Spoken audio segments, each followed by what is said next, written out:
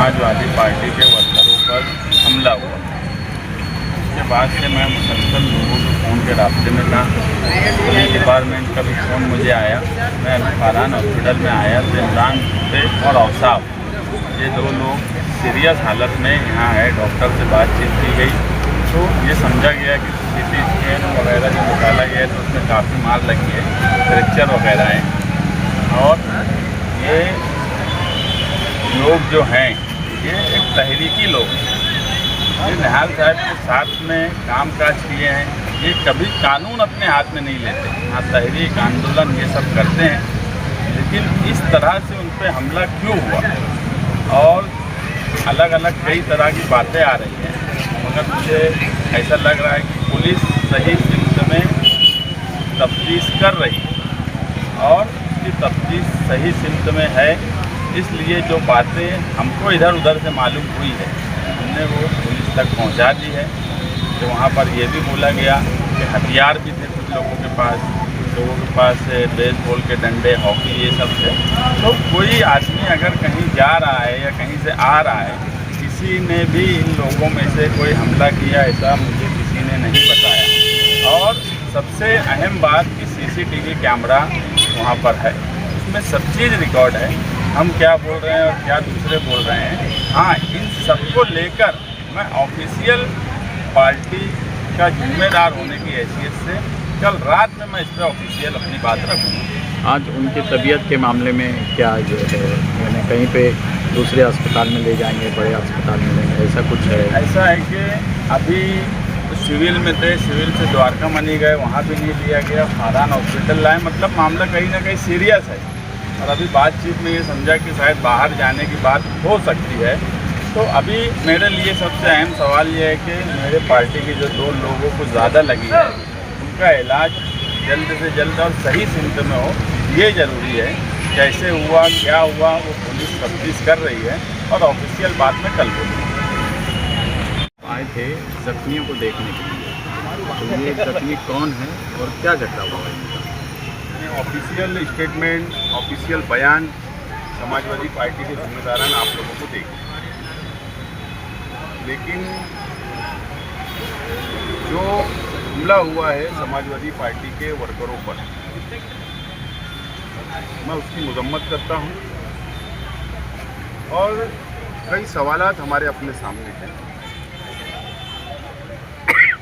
अब जिन लोगों को मार लगी है समाजवादी पार्टी के जिम्मेदारान को, वर्करों को, वही असल में फिरियाद में वो बताएंगे या पुलिस की पूछताछ के अंदर वो बताएंगे कि ये वहाँ तक क्यों पहुँचे।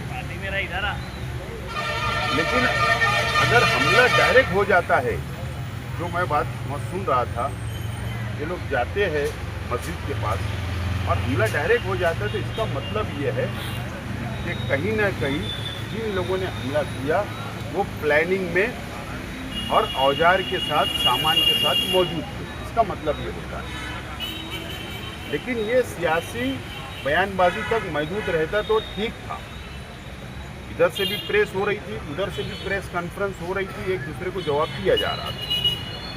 लेकिन पुलिस डिपार्टमेंट से मेरी गुजारिश है, अपील है कि प्रेस के जरिए बातचीत चल रही थी, लेकिन इसके अंदर जो शिद्दत पैदा की गई वो मिर्ज़ा गालिब रोड से शिद्दत पैदा हुई। अनीस मिस्त्री जो समाजवादी पार्टी के प्रवक्ता है, उनके पोते को वो ट्यूशन क्लास से लाने के लिए गए थे और वहाँ पर भी इस तरीके से मारहान की गई, गाली गलौज की गई थी और वहाँ से इस मामले में शिद्दत आई। पुलिस ने पूरी इंक्वायरी करना चाहिए। जिन लोगों पर हमला हुआ फारहान हॉस्पिटल में एडमिट है, बहुत गहरी चोट आई है, नाजुक हालत है। अब पुलिस ने फौरी तौर पर एक्शन लेना चाहिए और कड़क से कड़क कार्रवाई करना चाहिए। बहरहाल बात शुरू कहाँ से हुई और ये जो दादागिरी है, ये जो गुंडागर्दी आज हुई, असल में खुद की इज्जत बाहर ना आ जाए इसको छुपाने के लिए सब किया जा रहा है, लेकिन जो जैसा करेगा वो वैसा भरेगा। अगर अंधेरे में कुछ काले काम होए तो जाहिर सी बात, अगर तुम किसी की जातियात पर बोलेगे वो भी तो सामने आएगा। तो सियासत में ये ठीक बात नहीं है, और इस तरीके से गुंडागर्दी जो की जा रही है तो ये शहर बर्दाश्त नहीं करेगा। और अमन चौक जैसे इलाके के अंदर, अमन चौक और उसके इतराफ का जो इलाका है, वहाँ पर शहर के मोअज़्ज़िज़ मौलाना हनीफ अहमद मिल्ली साहब मरहूम, उनका घर है। मौलाना हुसैन अहमद मिल्ली साहब का मकान है। मौलाना अहद अजहरी साहब का मकान है। वहाँ पर साबिक एमएलए, साबिक सदर बल्दिया मरहूम हाजी शब्बीर अहमद सेठ साहब का मकान है। और एक अच्छी बस्ती है, दीनदारों की, एजुकेटेड पढ़े लिखे लोगों की बस्ती के अंदर इस तरीके से गुंडागर्दी करना, मैं समझता हूँ ये ठीक बात नहीं है। पुलिस ने तय तक जाना चाहिए, सामान कहाँ से आए, कैसे प्लानिंग हुई, सामान कहाँ रखे हुए थे। और जाहिर सी बात, वो सीसीटीवी तो होगा, सीसीटीवी तो होगा। क्या सीसीटीवी के अंदर जो रिकॉर्ड हुआ होगा तो क्या उसको नष्ट कर दिया गया? वो सबूत है, क्या वो नष्ट कर दिया गया? जो सबूत है उसको मिटाने की कोशिश की गई, ये भी पुलिस ने तहकीक करना चाहिए। महिलाओं का सम्मान होना चाहिए सियासत में। आपस के झगड़े ठीक है, महिलाओं के बारे में भी लफ्ज़ों का इस्तेमाल किया जाता है। असल में समाजवादी पार्टी के जिम्मेदार वर्कर बार बार ये बोल रहे थे कि उनकी लीडर शान हिंद साहिबा के खिलाफ में जो ज़बान इस्तेमाल की गई, वो बोल रहे थे बार बार, आप माफ़ी मांग लो, आप माफ़ी मांग लो, आप माफ़ी मांग लो। तो इंसान माफ़ी मांगने से छोटा नहीं होता।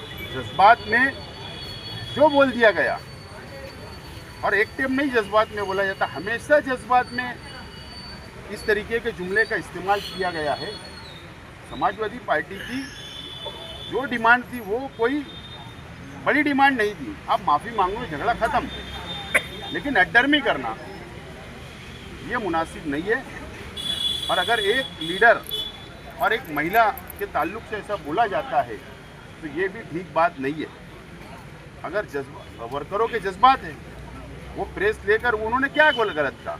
उन्होंने एक जमहूरी मुल्कों के अंदर जो संविधान ने अधिकार दिया, वो आंदोलन करने की बात कर रहे थे। उन्होंने कभी नहीं बोले कि हम डंडा लेके मारेंगे, हम हमला करेंगे, ऐसा कहाँ बोला उन्होंने?